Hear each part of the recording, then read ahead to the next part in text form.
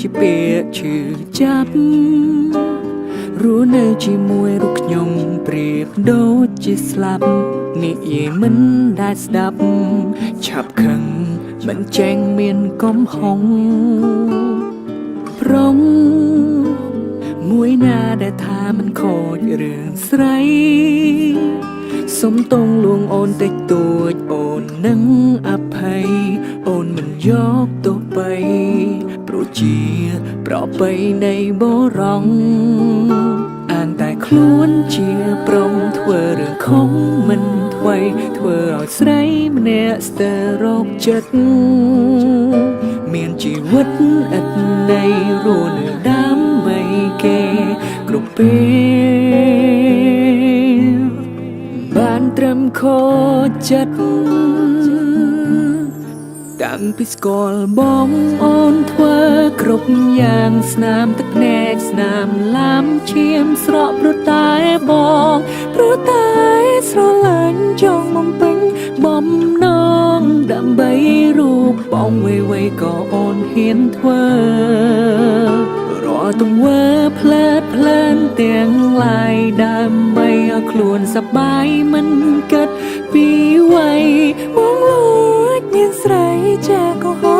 រូបអូនជាតិនេះខំហើយមានស្ងួនដែលស្រឡាញ់បងអូនណាប្រពន្ធសម្លាញ់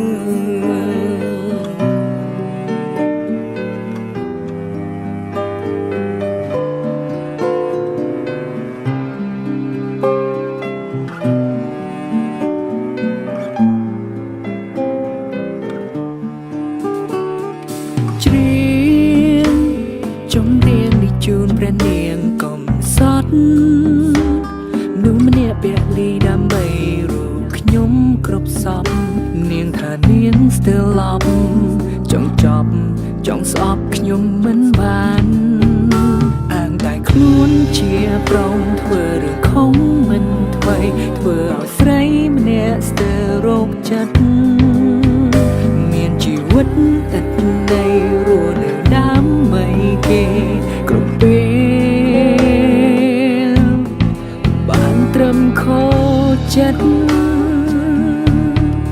តាំងពីស្គាល់បងអូនធ្វើគ្រប់យ៉ាងស្នាមទឹកភ្នែកស្នាមឡាំឈាមស្រក់ព្រោះតែបងព្រោះតែស្រឡាញ់ចង់បំពេញបំណងដើម្បីរូបបងវ័យក៏អូនហ៊ានធ្វើរាល់ទង្វើផ្លែតផ្លែនទាំងឡាយដើម្បីឲ្យខ្លួនសប្បាយមិនគិតពីវ័យបងលួចមានស្រីចាក៏ហោ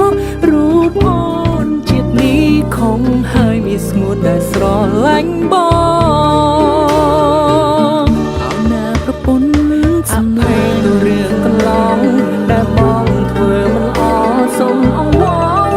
វិញបានទេជីវ៉ា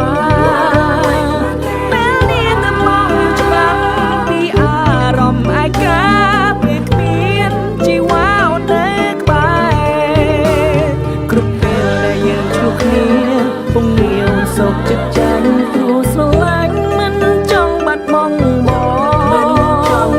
ចូលហើយពេលនេះមិនធ្វើដោយកាលកន្លងនឹងទេមុំណាកុំខ្លាំងនឹងអូនណាប្រពន្ធ